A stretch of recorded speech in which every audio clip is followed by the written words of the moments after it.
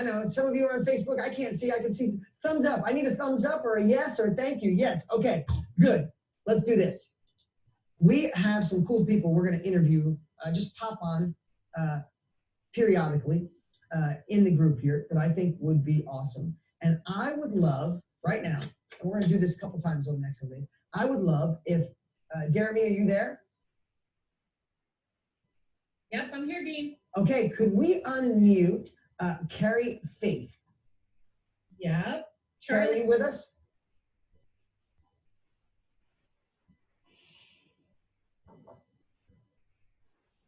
Hello. Hi, Keri, how are you? I am amazing, Dean. I'm so honored to be here with you. Well, thank you for jumping on. I know my team reached out to you yesterday because you left so many incredible posts and you're such an active part of the community. We just thought we'd reach out and talk to you today. Thank you so much. You have gotten me so fired up this week to take so much action. It's just been amazing time spent with you and everyone else here in the community. Well, I love it. So I know I watched your video. I know a little bit about your story, but I might ask you questions different than what most people think. So I just want to share a little bit about what I know. Keri, you accomplished your lifelong goal to go to college. True story? And then you were done and you're like, what the hell do I do now? Is that true? Yes, true story. And then you didn't want to get a job and continue to study for another couple of years. And you became a part of KBB. And since then, you become a published author, a speaker, an international coach, and a writer. Is that true? It is true, yes. You help people rewrite their stories and transform their lives. Kill self-doubt. Now, I love that. I love the fact that you went from that, probably had, anyway, what I want to talk about though is I love the transition. This wasn't something you started with. You didn't know you were going to do it. You're doing it. We can talk about your success. I love the fact that you're making impact. You're creating success for you and your family. What I want to talk about though, Keri, is maybe the way you felt prior, like a lot of people feel right now, right? Let's get into the human emotions. Because I think that's the part that, especially today on this bonus day, we can talk about all your success and that'd be great. It's like, holding up the check is awesome, but what is the journey to get there, right? So my question is, what would you say to people, or how did you feel in personal story before this transition into the knowledge industry? Was it scary? What helped you overcome that? Anything like that, you could jump in because I think it would really help. So the way I transitioned was from a lifetime of struggle. So my backstory is that I experienced a lifetime of anxiety and depression, and I transformed myself through letting go of what was holding me back, retraining my brain to not rely on any external circumstance to produce the way I felt and my results. And I started getting obsessed with goal setting once I healed myself from the inside out. And goals are what really made me create that momentum in my life. It created progress and it allowed me to apply my full potential in life. And I think that's why I was depressed in the past, and because I wasn't having that movement. And so that's why goals really just transformed my life. I learned how to set a goal, break it down, be disciplined, be self-aware, and that's how I learned how to manage myself. Well, I got to stop you for a second. I want to tell you I'm really proud of you. Seriously, I'm really proud of you. And Dale Carnegie is one of the people I really like. I really resonate with Dale Carnegie. And one of my favorite books by him is How to Stop Worrying and Start Living. I think that's the title of it. And in that book, he said, I believe the number one plight of the human condition is knowing we have more potential and not utilizing it. And you just said something, and I would bet to say some of your depression, if I heard you right, some of the anxiety was you knew you had more to give the world, but you knew you weren't giving it to the world. Is that true? That's true. I turned my pain to my purpose. Yeah. So, and here, if anybody's ever felt that in their life, let let Keri know. Light it up right now. Have you ever felt in your life you have more to give the world than you're currently doing right now? I don't care if you're successful, you know there's more. And that's like the brilliance of Dale Carnegie. It's not that sentence. It's not like I want to just be rich or I just want power. I just want success. It's more like I'm in here. It's like you're inside screaming like I'm in here. We have more to do. Stop holding me back. And if you felt that way, like that's how we've all felt. And so tell me, okay, so then with finally going back to school, working your tail off to get there, you probably set goals, you made that goal, and then all of a sudden you're like, I'm done, now what? Because I think there's people out here, and I would bet this is not out here, people watching today that feel that way when they got the job, they got the career, they got the house, they got the car, and now you're like, this is not what I thought. This is not what I signed up for. Do you remember that feeling, or did you have it for a while? I do. I remember that feeling. I was starting over. Sound familiar, right? I was starting over last year, a new state, a new city, and I wasn't quite sure what the next chapter of my life looked like. So that's when I came across your video, and you were speaking directly to my heart and directly to my mind.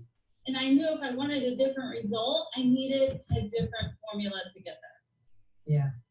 So and tell me, go ahead. The college was something that I failed at. I failed at once, twice, 3 times, and it wasn't until the 4th time that I went to college that I got that degree. And it wasn't that I actually needed the degree, obviously, because it didn't get me very far, but it was the self-belief that Absolutely. I needed. Absolutely. You set that goal and you did it. So, okay. So you got KBB. I love it.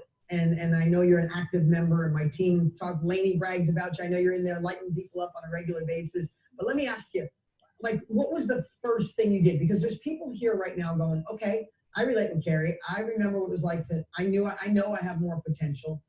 I realize there's a moment when what I'm doing is not filling my soul. I know there's more, but it's still like, what were some of the first things you did? What was the first client you helped? Like, tell me a story of something that you're like, I didn't think I could do it, but when I did it, wow. Because we need that belief, right? We need that Roger Bannister 4-minute mile. You're a part of KBB, you know, I mention it all the time, right?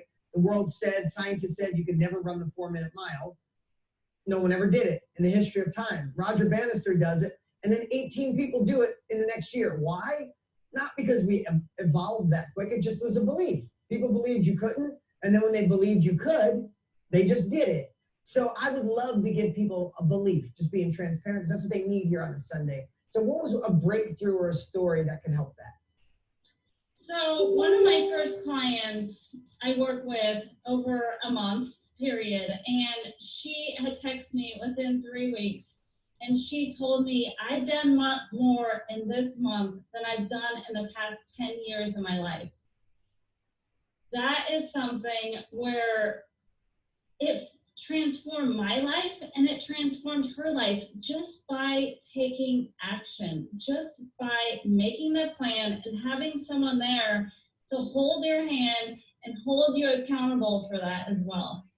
Yeah, no, so see, I love this, and I'm so glad you're on here today. And we got lots of great people. We're going to talk to more, but Keri, I'm so glad you're here, because think about some of these questions I said, right?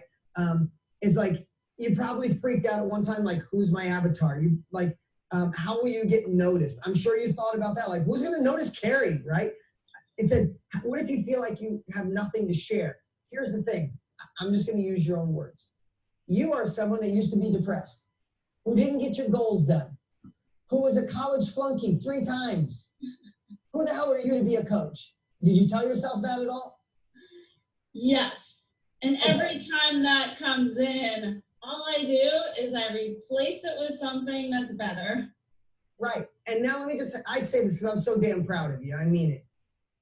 Those thoughts come in your head, but the person you're serving, they don't give a crap about all of it. You know what they care about is that you used to be depressed and you killed it. You used to not set goals, and now you do and you achieve them. You used to not be in the business of helping people, but now you're sharing your experience. You used to fail college, but then you crushed it and you did it. That's all they care about, and that's where the world is right now. Listen, I asked this the other day, would you rather learn from someone who was taught what depression is and understands the textbook about it, or would you rather have the opportunity to learn from somebody who went through it and now is kicking ass? I'm not trying to, listen, all you doctors out there, I know we have so many, I'm not trying to be a jerk. You guys went to school, you kicked ass, you're professionals, you know it on a deep level. But you got some competition from people who just experience it. We're not trying to be doctors, we're trying to share our life experience. So tell me another breakthrough or a client or writing the book, or I just love to hear another Roger Bannister story. Writing a book. I never thought that I could write a book, and it's because I didn't have someone there helping me write the book.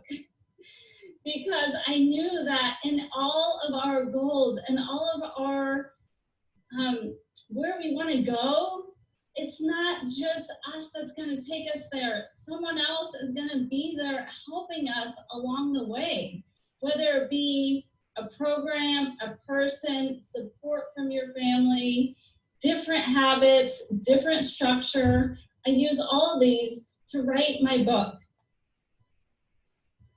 And how did, listen, only because I've written 6 of them. Writing a book is not easy, but it's amazing when it's done. Like, you know, they say the best day you having a boat is the day you buy it, the day you sell it. The best days of writing a book was when you conceptualize it and the day you send it off to the editor.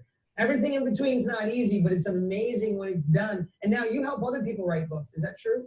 That's true, yes. I help people write their book because so many people want to write their stories. So many people have always had a dream to be an author, but they just don't quite believe in themselves that they can do it. They are making excuses, perhaps. They don't believe that they have the skill set. They're not quite sure how to do it. All these things, all it takes is an internal cheerleader and someone alongside you cheering you along as well. Listen, I am so happy that I had the chance to speak with you today, because listen to this. Listen, everybody, right now. Keri, are you a multiple New York Times bestseller? Not yet, but I will be. I know you will. I'm saying right now. Have you been writing books for 25 years? No. No. You're not a multiple New York Times bestseller. You haven't been writing books. Do you have a PhD in writing books? I know there's different degrees for that. Here's my whole point. You are inspiring people to write books, changing their lives, impacting them, and you've only written 1 book and you barely got done with it, and look what the impact you're making because you are 1 chapter ahead. There are so many people in the world that want to write a book. You did write a book. And you have that journey to share. I want everybody to hear that right now. This was so perfect that we had the chance to chat today. You're going to inspire way more people than you think because you're doing this. So now, before we jump off here, I'd love to know, what's the next year look like for you? Wow, the next year, what does it look like? It looks like I will be on my way to a New York Times bestseller. I am speaking on stages in the next few months once the stages reopen, and I am changing lives every single day. Can we go up for Keri, everyone, even if you're home on Facebook? Let's see it in the chat right now. Let's give her some love right now. This is amazing, and it just shows it's the 4-minute mile, right? A year and a half ago, 2 years ago, was any of this even a thought? Right? And look at this transition. And the last thing I'll ask Keri is, do you love it as much as I do? I do, yes. I'm not quite sure to the level of excitement, but I do love it because I know it is my purpose to inspire people. I know that I am inspiring people. It is not easy. Every single day there is fear, but you feel the fear and you move through it and you make friends with it. Well, I'm so proud of you. Keep up the good work. Stay in the KBB community. Keep sharing your evolution. Keep inspiring others to action. And again, thank you so much for being here and congratulations. Let's give it up. Thank you, Dean, for changing my life. You got it, Keri. Thank you. Listen, if that doesn't light you up, everybody in here, I said earlier, who in here wants to be in the knowledge industry, right? Everybody said yes. If that's